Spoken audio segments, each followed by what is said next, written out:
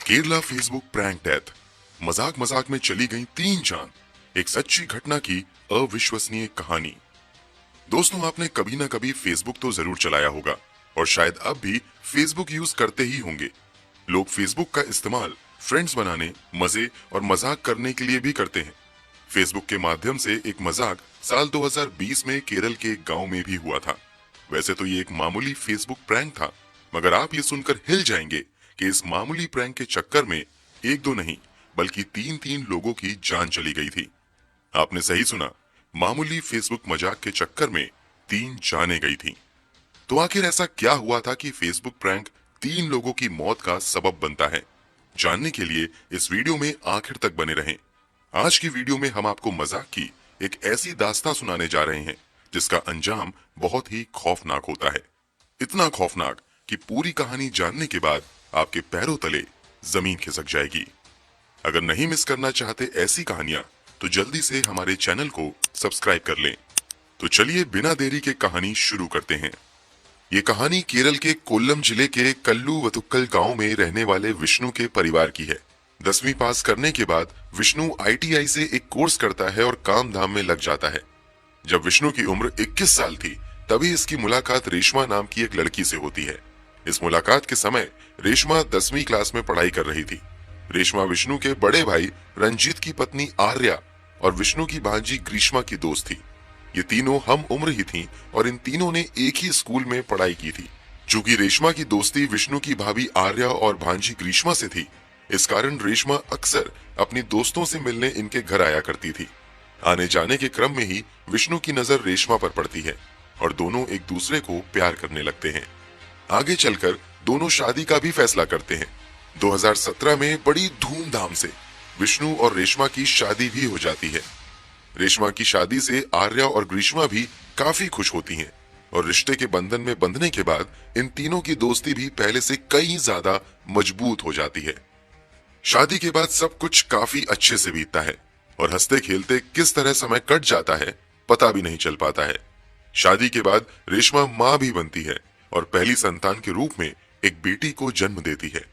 इसके बाद अगले कुछ महीने भी बड़े अच्छे से बीतते हैं, मगर एक समय बाद रेशमा और विष्णु के रिश्तों में कुछ कड़वाहट आनी शुरू हो जाती है। कड़वाहट आने की वजह परिवार में बेटी का जन्म होना नहीं बल्कि घर में एंड्रॉइड फोन का आना था। दरअसल पहले रेशमा सिंपल मोबाइल या पति का मोबाइल यूज किया करती थी, मगर पत्नी की डिमांड पर कुछ महीने पहले विष्णु उसे एंड्रॉइड मोबाइल लाकर देता है।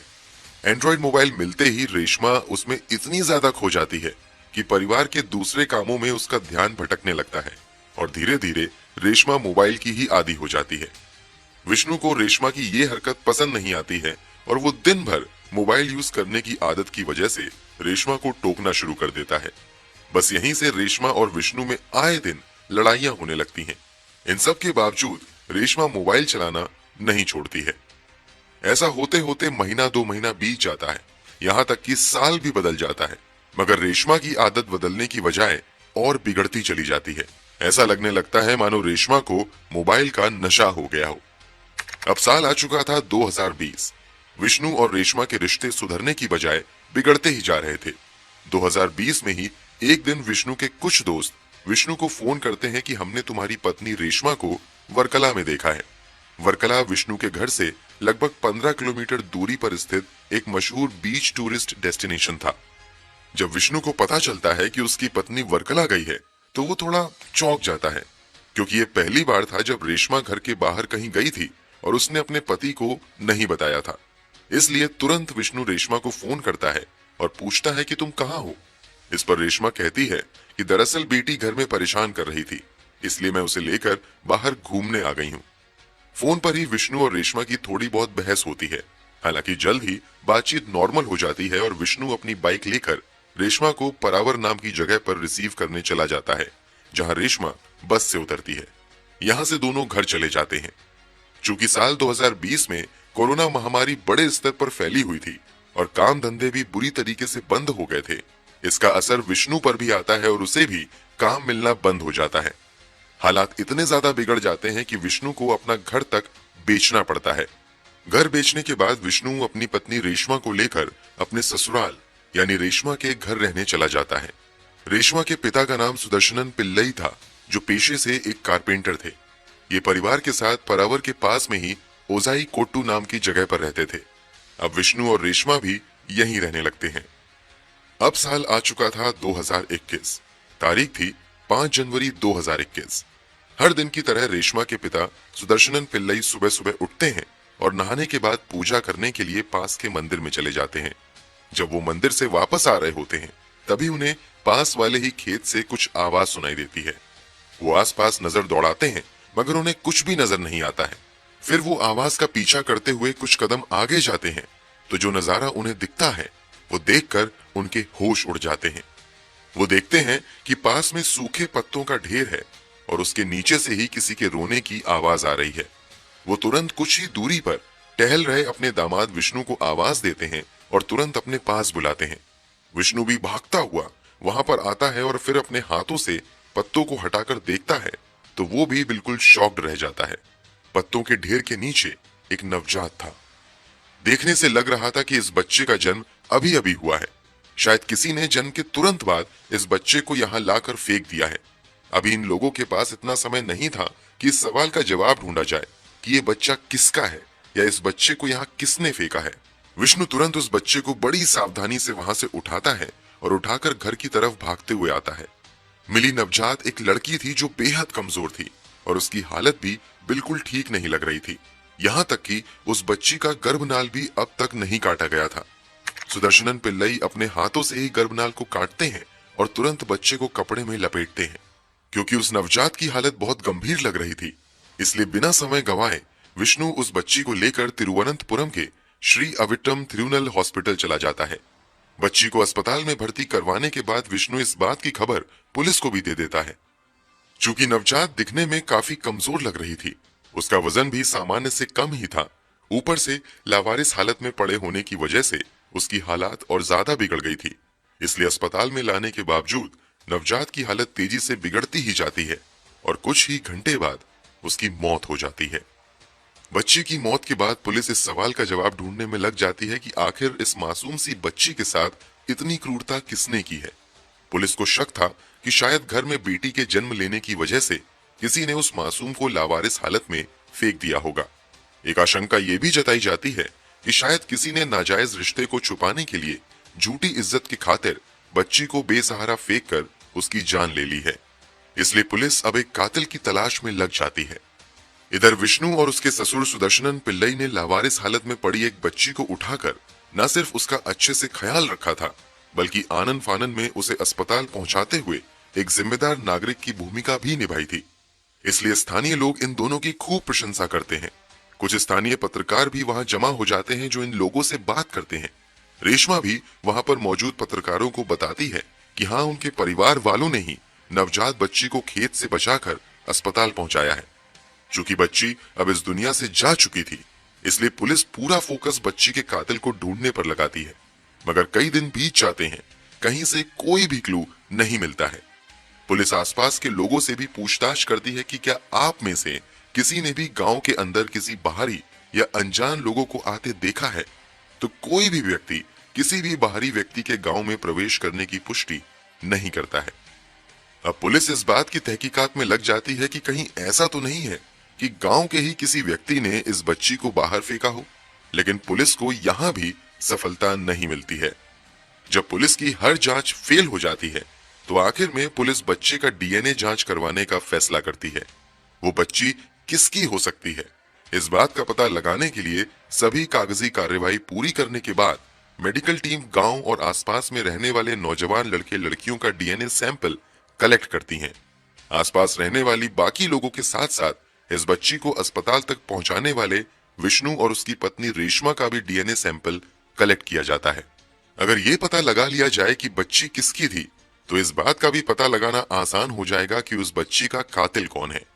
डीएनए सैंपल लेने के बाद ये मामला थोड़ा ठंडा पड़ जाता है, क्योंकि अमूमन डीएनए रिजल्ट आने में खासकर सरकारी विभाग में काफी समय लग जाता है।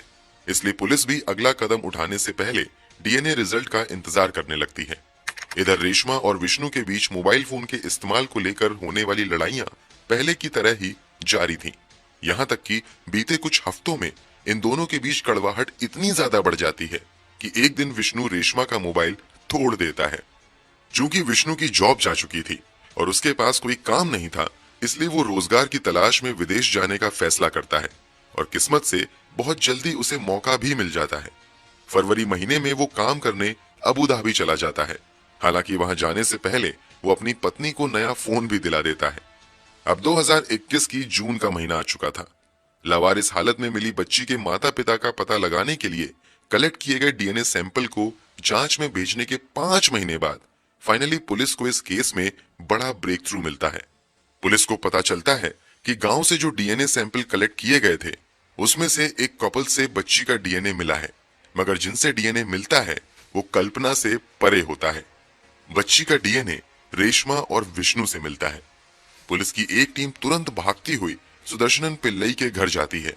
जब पुलिस रेशमा के परिवार वालों को बताती है कि आपकी बेटी रेशमा और दामाद विष्णु के डीएनए से ही बच्ची का डीएनए पूरी तरह मैच हो रहा है और मेडिकल जांच के आधार पर रेशमा उस बच्ची की मां है, तो वहां पर मौजूद हर शख्स हैरान रह जाता है और कुछ लोग हंसने भी लगते हैं।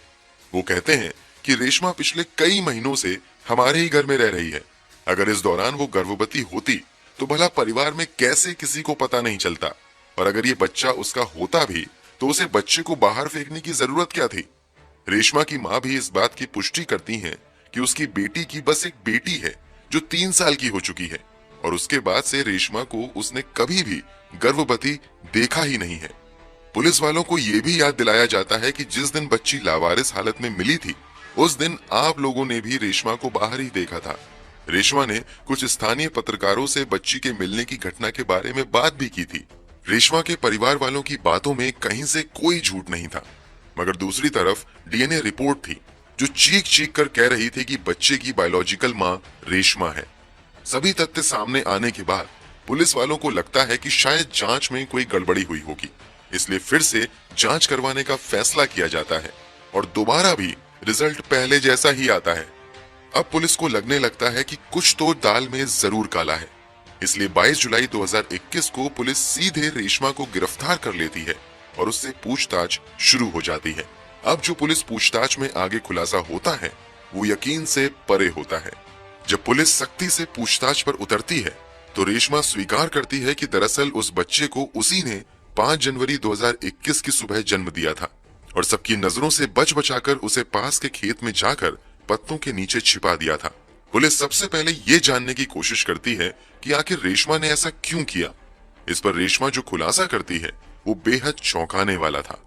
रेशमा बताती है कि हाथ में एंड्रॉइड फोन आने के बाद वो अपना फेसबुक अकाउंट बनाती है। यही लगभग 1.5 साल पहले फेसबुक पर आनंदू नाम के एक लड़के से उसकी दोस्ती हुई थी। दोस्ती होने के बाद धीरे धीरे आनंदू और रेशमा में काफी बातें होने लगती हैं। रेशमा जो दिन भर मोबाइल पर चिपकी रहती थी उसकी वजह ये थी कि वो दिन भर फेसबुक के जरिए अपने कथित बॉयफ्रेंड से चैट किया करती थी। हालांकि विष्णु को कभी भी इस बात की भनक नहीं लग पाई कि उसकी पत्नी फेसबुक पर किसी लड़के से बात कर रही है। बातचीत के दौरान ही रेशमा फेसबुक वाले दोस्त को प्यार करने लगती है। वो दोस्त भी कहता है कि मैं भी तुमसे बहुत ज्यादा प्यार करता हूँ और मैं अब तुमसे शादी करना चाहता हूँ। जब दोनों हद से ज्यादा एक दूसरे को प्यार करने लगते हैं तो एक दिन रेशमा बताती भी है कि वो शादीशुदा है। इस पर उसका फेसबुक बॉयफ्रेंड कहता है कि मुझे कोई दिक्कत नहीं है, अगर तुम चाहो तो मैं तुमसे फिर भी शादी कर लूंगा। शादी का प्लान फाइनल करने से पहले रेशमा बॉयफ्रेंड से मिलने को कहती है और वो राजी हो जाता है। मिलने की जगह तय करने के बाद एक दिन रेशमा अपने साथ बेटी को लेकर घुमाने के बहाने घर से निकलती है, मगर उस दिन उसका बॉयफ्रेंड आनंदू नहीं आ पाता है।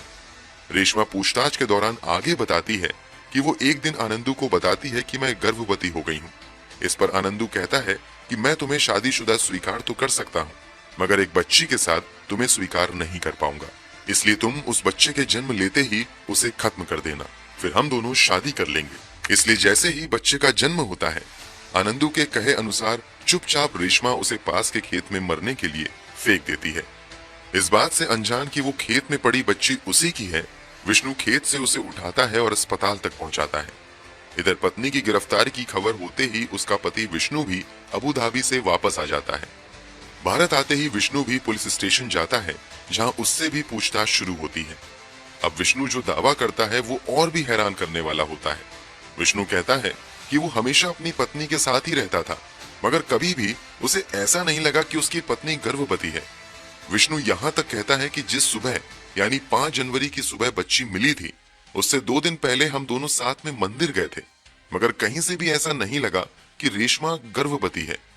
इतना ही नहीं, जब 4 जनवरी की रात विष्णु काम से वापस आया था तो रेशमा ने ही रात के 11 बजे दरवाजा खोला था। जब रेशमा से विष्णु के इन दावों के बारे में पूछा गया तो रेशमा कहती है कि विष्णु सच बोल रहा है। मैंने कभी भी उसे गर्भवती होने की बात नहीं बताई, क्योंकि मैंने फैसला कर लिया था कि इस बच्चे के जन्म लेते ही मैं उसे दुनिया की नजरों से छिपा कर मार दूंगी, फिर आनंदू के साथ दूसरी शादी कर लूंगी। रेशमा ये भी बताती है कि उसने बच्ची को जन्म देने के बाद छोड़ तो दिया, मगर उसके बाद से आनंदू से ही उसकी बहुत कम बात हुई है। वो बताती है कि हमने कई बार मिलने का प्लान भी बनाया, मगर मिलने का प्लान अब तक कई बार अंतिम क्षण में कैंसिल हो चुका है। ये कंफर्म होने के बाद कि वो बच्चा रेशमा का ही था, अब आपके जहन में एक सवाल आ रहा होगा कि आखिर रेशमा की गर्भवती होने की जानकारी परिवार में, यहाँ तक कि उसके पति को भी कैसे नहीं हुई। तो इसका जवाब हम आपको आगे बताएंगे। फिलहाल चलिए इस कहानी में आए अब तक के सबसे बड़े ट्विस्ट के बारे में बताते हैं। डीएनए जांच और रेशमा के बयान से बिल्कुल साफ हो गया था कि वो बच्चा रेशमा और विष्णु का ही था। उस बच्चे को मरने के लिए रेशमा ने ही छोड़ा था। विष्णु का उसमें कोई हाथ नहीं था, बल्कि रेशमा ने ये सब कुछ अपने कथित बॉयफ्रेंड आनंदू के कहने पर किया था। मतलब रेशमा के जुर्म में आनंदू भी बराबर का गुनहगार था। इसलिए पुलिस अब रेशमा के फेसबुक बॉयफ्रेंड आनंदू का पता लगाने में लग जाती है। चूंकि अब तक रेशमा आनंदू से सिर्फ टेक्स्ट मैसेज के जरिए ही बात कर रही थी, किसी ने आनंदू को देखा ही नहीं था, इसलिए पुलिस के पास आनंदू के बारे में ज्यादा जानकारी नहीं थी। फेसबुक ही एकमात्र सहारा था, इसलिए पुलिस की साइबर सेल आनंदू नाम के शख्स की प्रोफाइल का पता लगाने में जुट जाती है, मगर कहीं से कोई जानकारी हाथ नहीं लगती है। आनंदू नाम के सैकड़ों फेसबुक अकाउंट खंगाल लिए जाते हैं, मगर रेशमा के आनंदू का कोई अता पता नहीं चलता है। इस इन्वेस्टिगेशन के दौरान ही पुलिस को पता चलता है कि रेशमा जिस मोबाइल नंबर का इस्तेमाल कर रही है वो उसकी जेठानी और उसकी स्कूल के जमाने की दोस्त आर्या के नाम पर है। आर्या के बारे में हमने आपको वीडियो की शुरुआत में बताया था कि वो विष्णु के बड़े भाई की पत्नी है। जांच पड़ताल के दौरान ये भी पता चलता है कि एक मोबाइल जो कभी रेशमा यूज करती थी वो भी आर्या ही यूज कर रही है। पुलिस को लगता है कि शायद रेशमा के पुराने मोबाइल से उसके कथित बॉयफ्रेंड आनंदू का कुछ पता लग सकता है, इसलिए पुलिस अब पूछताछ के लिए आर्या को नोटिस जारी करती है और उसे 24 जुलाई को मोबाइल के साथ थाने में आने को कहा जाता है। मगर ये क्या, 24 जुलाई 2021 को आर्या अचानक दिन दहाड़े गायब हो जाती है। थोड़ी देर बाद पता चलता है कि आर्या के साथ ग्रीष्मा भी गायब है। ग्रीष्मा के बारे में भी हमने आपको वीडियो की शुरुआत में ही बताया था कि ग्रीष्मा भी रेशमा के स्कूल के समय की सहेली और उसके पति विष्णु की भांजी थी। पुलिस से पहला केस पूरी तरीके से सॉल्व भी नहीं हुआ था कि अब ये नई मुश्किल उनके सामने आ गई थी। अब इन 2 लापता लड़कियों को खोजने के लिए पुलिस लग जाती है। जांच की शुरुआत आर्या और ग्रीष्मा के घर से ही होती है। खोजबीन के दौरान ही पुलिस को ग्रीष्मा का लिखा एक नोट मिलता है। नोट में बस ये लिखा हुआ था कि मैं नहीं चाहती कि बच्चों की मौत का जिम्मेदार मुझे ठहराया जाए। अब ये एक लाइन का नोट इस पूरे केस में पुलिस के लिए बड़ा पेच था। पुलिस समझ ही नहीं पा रही थी कि आखिर इस पूरे केस से ग्रीष्मा का क्या लेना देना है। अब पुलिस अपनी जांच और तेज कर देती है और आसपास के सीसीटीवी खंगाले जाते हैं। एक जगह की सीसीटीवी फुटेज में आर्या और ग्रीष्मा साथ में दिखाई देती हैं। दिन भर इन दोनों की खोजबीन जारी रहती है, मगर कोई कामयाबी नहीं मिलती है। अगले दिन यानी 25 जुलाई 2021 को पुलिस को खबर मिलती है कि पास के ही इट्टीकरा नदी में 2 लड़कियों की लाश है। आनन फानन में पुलिस वहां जाती है और नदी से लाश को निकलवाया जाता है। इन दोनों लड़कियों की पहचान 23 साल की आर्या और 19 साल की ग्रीष्मा के तौर पर की जाती है। पोस्टमार्टम में इन दोनों से किसी भी तरह के जोर जबरदस्ती की पुष्टि नहीं होती है और न ही शरीर पर किसी भी तरह के चोट के निशान थे। पोस्टमार्टम में मौत की वजह डूबने को बताया जाता है। ये मामला सुसाइड का ही लग रहा था। अब ऐसे में नया सवाल ये था कि आखिर इन दोनों ने एक साथ सुसाइड क्यों कर लिया और इस पूरे केस से उनका क्या लेना देना था। जब पुलिस इस सवाल का जवाब ढूंढने निकलती है तो जो खुलासा होता है वो और भी हिलाने वाला होता है। पुलिस पूछताछ के दौरान रेशमा और आर्या की सास यानी विष्णु की मां बताती हैं कि कल ही आर्या ने मुझे बताया था कि कभी ग्रीष्मा ने ही आनंदू नाम से एक फर्जी फेसबुक आईडी बनाई थी और अपनी मामी यानी रेशमा से मजाक करने के लिए उसे फ्रेंड रिक्वेस्ट भेज दी थी और फिर आनंदू बनकर उससे बात करने लगी थी। कुछ दिनों बाद ग्रीष्मा फर्जी अकाउंट के बारे में अपनी बड़ी मामी यानी आर्या को भी बताती हैं और फिर आर्या और ग्रीष्मा मिलकर बस रेशमा के साथ मजाक करने के लिए महीनों तक उससे आनंदू बनकर प्यार भरी बातें और प्यार का नाटक करती रहती हैं। आगे जांच के दौरान पुलिस को पता चलता है कि ग्रीष्मा का कोई बॉयफ्रेंड भी है। कुछ और जानकारी निकालने के उद्देश्य से अब पुलिस ग्रीष्मा के बॉयफ्रेंड से पूछताछ करती है तो वो भी बताता है कि कुछ ही दिन पहले ही ग्रीष्मा ने उसे बताया था कि वो आनंदू नाम से एक फेसबुक आईडी बनाकर कई महीनों से रेशमा से बात कर रही है। रेशमा आनंदू के प्यार में पागल है। पूछताछ में खुलासा होता है कि वो ग्रीष्मा ही थी जिसे आनंदू समझकर रेशमा अपने गर्भवती होने की बात बताती है। इसी के बाद आनंदू बनी ग्रीष्मा कहती है कि अगर मुझसे शादी करनी है तो बच्चे को जन्म लेते ही मार दो। बस इसी के बाद रेशमा बच्चे को जन्म देते ही मार देती है। कुल मिलाकर रेशमा यही समझती रही कि वो किसी आनंदू नाम के लड़के से बात कर रही है, जबकि वास्तव में वो उसकी जेठानी आर्या और भांजी ग्रीष्मा थी। आनंदू तो बस एक कल्पना मात्र था। जब रेशमा की गिरफ्तारी के 2 दिनों बाद पूछताछ के लिए आर्या को भी हाजिर होने के लिए कहा जाता है तो आर्या और ग्रीष्मा दोनों बुरी तरीके से डर जाती हैं और उन्हें लगने लगता है कि अब नवजात बच्ची के कत्ल का इल्जाम इन्हीं के सर पे आएगा और इन्हें ही सजा मिलेगी, क्योंकि इन्होंने ही आनंदू बनकर रेशमा से बच्चे को मारने के लिए कहा था। बस इसी डर से दोनों लड़कियां नदी में कूदकर आत्महत्या कर लेती हैं।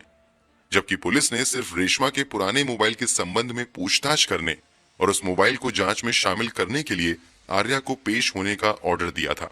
चलिए अब हम आपको उस सवाल का जवाब देते हैं जो अब भी आपके दिमाग में कौंध रहा होगा। क्या ये संभव है कि कोई महिला 9 महीने तक गर्भवती रहे और उस बारे में किसी को पता ना चले, और तो और वो अकेले ही बच्ची को जन्म भी दे दे? दरअसल पुलिस पूछताछ के दौरान रेशमा की मां और उसका पति भी बताता है कि पिछले कई महीनों से रेशमा सिर्फ बहुत ही ढीले ढाले कपड़े पहना करती थी। ऐसा रेशमा अपनी प्रेगनेंसी को छुपाने के लिए करती थी। इसके अलावा रेशमा के पास से एक टमी टकिंग बेल्ट भी बरामद हुआ है। वो अक्सर ये बेल्ट लगा कर रखती थी ताकि किसी को भी उसका उभरा हुआ पेट ना दिखाई दे। इसके अलावा मेडिकल साइंस के हिसाब से देखें तो ये भी संभव है कि कोई महिला 9 महीने तक गर्भवती रहे और उसके शरीर में कोई बदलाव ही ना हो। यहाँ तक कि कई बार तो बच्चे के जन्म से चंद घंटे पहले पता चलता है कि महिला गर्भवती है। इस स्थिति को मेडिकल साइंस में क्रिप्टिक प्रेगनेंसी कहा जाता है। एक्सपर्ट्स का मानना है कि कहीं ना कहीं रेशमा की प्रेगनेंसी भी क्रिप्टिक प्रेगनेंसी थी, इसलिए किसी भी बाहरी व्यक्ति को यहाँ तक कि उसके पति को भी उसके गर्भवती होने का पता नहीं चला। क्रिप्टिक प्रेगनेंसी में कई बार तो ऐसा होता है कि मां बनने वाली महिला को भी प्रेगनेंसी की फीलिंग्स तक नहीं हो पाती हैं। 2019 में एक ऑस्ट्रेलियन मॉडल एरिन लैंगमेड ने भी खुलासा किया था कि अचानक से उन्हें पेट में दर्द हुआ और कुछ ही घंटे बाद उन्होंने एक बच्चे को जन्म दिया, जबकि उससे पहले उन्हें कभी ऐसा महसूस नहीं हुआ कि वो गर्भवती हैं। क्रिप्टिक प्रेगनेंसी की घटना बेहद ही दुर्लभ है, फिर भी ऐसे मामले समय समय पर आते रहते हैं। इसके अलावा कई बार अधिक वजनी या बेहद फिट महिला में भी प्रेगनेंसी का पता नहीं लग पाता है। शायद यही सब वो वजह रही जिस कारण किसी को भी रेशमा की प्रेगनेंसी का पता नहीं चला। अगर मान लेते हैं कि ये क्रिप्टिक प्रेगनेंसी थी तो कम से कम प्रसव के दौरान तो उसे दर्द हुआ ही होगा। अकेले प्रसव कराना लगभग नामुमकिन सा होता है। फिर रेशमा ने ये कैसे किया होगा? इसका अस्पष्ट जवाब मिल ही नहीं पाया। यहाँ हम बस इतना कह सकते हैं कि शायद रेशमा फेसबुक बॉयफ्रेंड आनंदू के प्यार में पागल थी और उसी पागलपन में उसने अकेले ही बच्चे को जन्म भी दे दिया और उसे अपने ही हाथों से मरने के लिए छोड़ भी दिया। या फिर रेशमा ने ये सब कुछ अदृश्य आनंदू के प्यार की ताकत के सहारे कर लिया। एक सवाल ये भी उठता है कि भले ही रेशमा ये नहीं जानती थी कि असल में आनंदू है ही नहीं, उसके साथ मजाक हो रहा है, मगर ग्रीष्मा और आर्या को तो सच्चाई पता थी, तो इसके बावजूद दोनों ने रेशमा के बच्चे के जन्म लेते ही उसे मारने को क्यों कह दिया? दरअसल परिवार के दूसरे सदस्यों की तरह रेशमा की प्रेगनेंसी का पता आर्या और ग्रीष्मा को भी नहीं चलता है। इस कारण ग्रीष्मा और आर्या को लगता है कि रेशमा प्रेगनेंसी के बारे में झूठ बोल रही है, इसलिए दोनों मजाक जारी रखते हुए रेशमा से बच्चे को जन्म लेने के बाद मारने के लिए कह देते हैं। चूंकि रेशमा ने सच में बच्चे को जन्म देने के बाद मरने के लिए छोड़ दिया था और बच्चे की मौत के बाद पुलिस कातिल की तलाश में थी, इसलिए रेशमा की गिरफ्तारी और पुलिस की नोटिस के बाद आर्या और ग्रीष्मा को राज खुलने का डर सताने लगता है और दोनों डर के मारे आत्महत्या कर लेती हैं। इधर रेशमा भी गिरफ्तारी के बाद से ही जेल में बंद है। वहीं उसका पूरा परिवार इस मजाक की कीमत चुका रहा है। इस पूरे केस को इस क्षेत्र के एसीपी वाई निजामुद्दीन खुद ही हैंडल कर रहे थे और उन्हीं की ईमानदार कोशिशों का नतीजा रहा कि इस मजाक और इस मजाक के खौफनाक अंजाम से पर्दा उठ पाया और उस नवजात की कातिल मां का पता चल पाया। दोस्तों, इस कहानी से आपको क्या सीख मिलती है, कमेंट बॉक्स में जरूर बताएं। आपकी नजर में इस केस में सबसे बड़ा दोषी कौन है, वो भी कमेंट बॉक्स में जरूर बताएं। अगर वीडियो अच्छी लगी हो तो इसे लाइक जरूर करें, शेयर तो जरूर करें ताकि बाकी लोग भी इस कहानी से सबक ले सकें और कभी आर्या ग्रीष्मा जैसी गलती ना करें। अगर आपने अब तक इस चैनल को सब्सक्राइब नहीं किया है तो जाने से पहले जल्दी से चैनल को सब्सक्राइब करें, साथ ही बेल आइकन दबाकर नोटिफिकेशन भी ऑन कर लें। क्राइम की दुनिया से जुड़ी ऐसी ही दूसरी घटनाओं की सच्ची कहानी जानने के लिए हमारे साथ जुड़े रहें। धन्यवाद।